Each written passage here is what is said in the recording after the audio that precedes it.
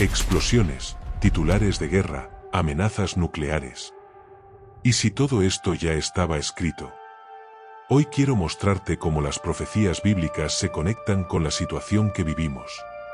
Y lo más importante, ¿por qué, incluso en medio de tanto miedo, todavía hay esperanza? Piensa un momento. Cuando escuchas en las noticias palabras como escalada nuclear, armas de destrucción masiva, tercera guerra mundial, ¿qué sientes? Quizás ansiedad, quizás incredulidad, o tal vez la sensación de que todo se nos está yendo de las manos. La amenaza de una guerra nuclear no es ciencia ficción. Hiroshima y Nagasaki nos dejaron una cicatriz en la memoria colectiva. Y hoy, más de 70 años después, seguimos viviendo bajo la sombra de esas armas. Arsenales con capacidad de destruir no solo ejércitos, sino ciudades, países. Incluso alterar el planeta entero. Y aquí es donde entra lo sorprendente. La Biblia, escrita hace miles de años, ya hablaba de un tiempo de guerras, de destrucción global, de un mundo puesto al borde del colapso. No lo hacía con el lenguaje de la ciencia moderna, claro, pero las imágenes son inquietantemente similares a lo que vemos cuando pensamos en un conflicto nuclear. Por eso la pregunta es inevitable. ¿Estamos viendo, en los titulares de hoy, la sombra de aquellas antiguas profecías?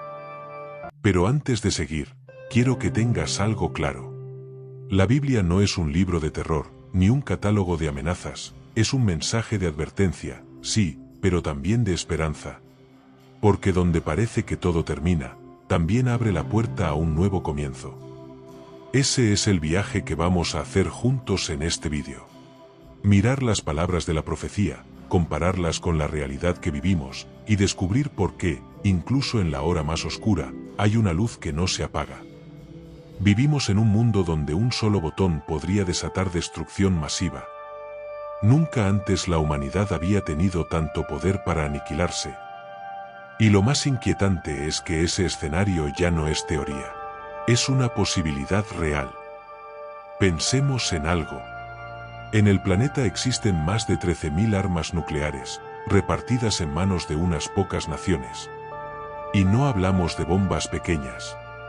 Cada una de ellas tiene un poder de destrucción miles de veces superior a las que arrasaron Hiroshima y Nagasaki. Un solo misil podría borrar una ciudad en segundos. Varios podrían oscurecer el cielo entero y sumergirnos en un invierno nuclear. La Guerra Fría nos mostró este riesgo en carne viva. La crisis de los misiles en Cuba, en 1962, estuvo a minutos de desencadenar una catástrofe global. Y aunque ese momento pasó, el peligro nunca desapareció. Hoy, con nuevas tensiones entre potencias, con amenazas explícitas en discursos políticos, ese miedo ha vuelto a latir con más fuerza que nunca. Vivimos con la paradoja de ser la generación más avanzada tecnológicamente, y al mismo tiempo, la que más cerca ha estado de provocar su propia extinción.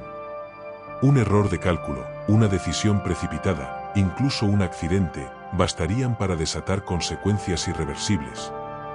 Y en medio de esa fragilidad, todos lo sentimos. La humanidad camina sobre una cuerda floja. Basta mirar los noticieros para ver los ecos de esa tensión. Naciones en conflicto, alianzas tambaleantes, amenazas veladas que parecen cada vez menos simbólicas. Ese es el mundo real en el que estamos. Un mundo con armas capaces de incendiar la tierra entera, y con corazones humanos lo bastante frágiles y orgullosos como para usarlas. Por eso, cuando abrimos la Biblia y leemos sobre guerras, destrucción, cielos oscurecidos y aguas envenenadas, la conexión se vuelve inquietante. Porque no hablamos de un futuro imaginario, hablamos de un presente que ya respira con esas señales. Jesús, en Mateo 24, habló de guerras y rumores de guerras. Advirtió que habría naciones levantándose contra naciones, y reinos contra reinos. Lo dijo como parte de las señales del tiempo final, de un mundo entrando en su mayor crisis. ¿No es eso lo que vemos hoy? No solo guerras en curso, sino rumores constantes, amenazas veladas, discursos que se sienten como la antesala de algo mucho más grande. Lo que Jesús describió hace 2000 años es la sensación que tenemos cada vez que encendemos el noticiero. Un planeta en tensión, donde todos esperan lo peor, aunque todavía no haya comenzado. Daniel 12 añade algo aún más inquietante. Anuncia un tiempo de angustia cual nunca fue desde que hubo gente hasta entonces. Un tiempo tan único, tan devastador, que no se parece a nada que la humanidad haya experimentado antes. ¿Y qué podría ser más aterrador que una guerra con armas capaces de acabar con millones en un instante, de hacer inhabitable la tierra misma? Cuando Daniel escribió esas palabras, no existían ni pólvora, ni bombas, ni ejércitos modernos. Y sin embargo, la imagen que describe encaja de forma inquietante con la amenaza de destrucción total que hoy pende sobre nosotros. Luego está Apocalipsis, ese libro lleno de símbolos y visiones. En los capítulos 8 y 9 se habla de fuego cayendo sobre la tierra, de aguas que se vuelven amargas, de la muerte extendiéndose por el planeta. Muchos lo interpretan como lenguaje profético, imágenes que describen lo indescriptible. Pero si lo leemos a la luz de lo que hoy sabemos de un conflicto nuclear, la conexión es inevitable. Fuego que devora, cielos que se oscurecen con el humo, aguas contaminadas como por radiación, muerte silenciosa extendiéndose más allá del campo de batalla. Y aún hay más. El profeta Zacarías, en el capítulo 14, describe algo que estremece. La carne de los hombres se corromperá estando ellos sobre sus pies, y se consumirá sus ojos en las cuencas, y su lengua se deshará en su boca. Cuando uno lee esas palabras, parece casi imposible no pensar en el efecto inmediato de una explosión nuclear sobre el cuerpo humano. Una visión escrita siglos antes de que existiera siquiera el concepto de energía atómica, y que sin embargo refleja su brutalidad con escalofriante precisión. Ahora bien, ¿qué significa todo esto? Que la Biblia, a través de diferentes voces y épocas, dibuja un escenario de guerra global, de destrucción masiva, de angustias sin precedentes. Y ese escenario, que parecía tan lejano en la antigüedad, hoy se siente cercano, palpable, técnicamente posible. Por eso, muchos creen que no estamos solo leyendo metáforas antiguas, sino advertencias que se hacen cada vez más actuales. Advertencias que nos recuerdan que la humanidad tiene el poder de autodestruirse, pero también que ese no es el final de la historia. Pero la Biblia no termina en miedo. Las visiones de destrucción no son el punto final de la historia, sino la antesala de algo más grande. Jesús, en Mateo 12 y 22, lo dijo con una claridad sorprendente. Si aquellos días no fuesen acortados, nadie sería salvo, mas por causa de los escogidos, esos días serán acortados. Piénsalo. El mismo pasaje que describe guerras, hambre, pestes y angustia, también nos asegura que el desastre no será total. Que habrá un límite, un freno, una intervención que pondrá fin a la espiral de destrucción. Esto significa que, aunque el ser humano tenga poder para borrar su propia especie, la historia no quedará en manos de su arrogancia. Y en Apocalipsis encontramos algo todavía más impresionante. Después de las visiones de catástrofes, de los jinetes, de las plagas y de las trompetas, llega un momento de calma. El apóstol Juan escribe: «Vi un cielo nuevo y una tierra nueva, porque el primer cielo y la primera tierra pasaron». Ese es el punto clave. El fin no es el colapso, sino la renovación. Imagina esto, un mundo libre de corrupción, de violencia, de miedo a la destrucción.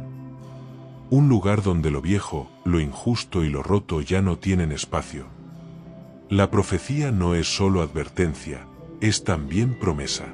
Una promesa de que la última palabra no la tendrá la bomba ni la ceniza, sino la vida y la restauración. Y ese mensaje es revolucionario. Porque mientras la amenaza nuclear nos dice, todo puede terminar en un instante, la Biblia nos dice: sí, el mundo puede tambalear, pero no se acabará en el vacío. Hay un propósito mayor, y el futuro no será ceniza, sino transformación. El giro de esperanza es este: las profecías no buscan hundirnos en el miedo, sino despertarnos a una certeza más grande. Que incluso en la hora más oscura, hay una mano que sostiene la historia, una mano que impide que todo se pierda. Esa es la diferencia entre el pesimismo humano y la visión bíblica. Para nosotros, el fin parece la derrota final. Para Dios, el fin es el inicio de algo completamente nuevo. ¿Qué significa todo esto para ti? Que aunque el mundo esté al borde, aunque la amenaza de un desastre global pese sobre nuestras cabezas, todavía puedes vivir con esperanza, hoy, en lo personal. La profecía no es solo un panorama cósmico. Es también un llamado íntimo, una invitación a transformar tu manera de vivir mientras todo alrededor parece tambalear. Primero, la disciplina interior. En un mundo de ruido constante, donde las noticias se repiten como ecos de miedo, necesitas espacios de silencio. Orar, meditar, leer con calma, escribir lo que sientes, no para huir de la realidad, sino para centrarte en lo esencial. Esa práctica simple es como construir un refugio dentro de ti, un lugar que ninguna tormenta puede derribar. Segundo, los actos de compasión. La profecía habla de un mundo endurecido, pero tú puedes elegir lo contrario, cuidar de otros, aunque sea en lo pequeño. Una palabra de aliento, un gesto de ayuda, un acto de generosidad. Puede parecer insignificante frente a las grandes crisis, pero en realidad son semillas del nuevo cielo y nueva tierra, que empiezan a germinar aquí y ahora. Tercero, la resiliencia. No se trata solo de sobrevivir físicamente, sino de cuidar cuerpo y mente como templos. Dormir bien, alimentarse con conciencia, mantener tu energía en equilibrio. Porque cuando el mundo se sacude, la primera batalla se libra dentro de ti. Y si tu interior está fuerte, puedes resistir mucho más de lo que imaginas. Y finalmente, la conexión espiritual. Las profecías no quieren que vivas con miedo, sino con certeza. Una certeza de que tu vida tiene sentido incluso en medio de la incertidumbre global. Esa fe, esa confianza en que el final no es ceniza sino renovación, puede ser la chispa que te sostenga cuando todo lo demás falle. Así que recuerda, la esperanza no es un concepto abstracto. Se vive en lo que eliges cada día, en la manera en que decides responder al miedo, en cómo tratas a los demás, en cómo cuidas de ti mismo y en cómo mantienes viva tu fe. Porque aunque el mundo tiemble, la profecía te invita a ser testigo de algo más grande. Una transformación que comienza en lo íntimo de tu vida, aquí y ahora. La profecía no anuncia un final vacío. Anuncia un nuevo comienzo. Y eso cambia todo. Sí, el mundo puede temblar. Sí, las amenazas pueden sonar cada vez más cercanas. Pero no todo termina en ceniza. La Biblia nos muestra que la historia no acaba en manos humanas, sino en un propósito mucho mayor. La verdadera pregunta no es cuándo llegará ese final. La pregunta es, ¿cómo decides vivir mientras el mundo tiembla? Puedes dejarte arrastrar por el miedo, vivir cada día con ansiedad y desesperanza. O puedes elegir caminar con conciencia, con fe, con compasión. Puedes ser parte de la oscuridad, o parte de la luz que anuncia algo nuevo. Y esa decisión, aunque parezca pequeña, es la que cambia todo. Porque la profecía no es un espectáculo lejano. Es un espejo. Un espejo que te pregunta, ¿en qué lado quieres estar cuando la historia llegue a su clímax?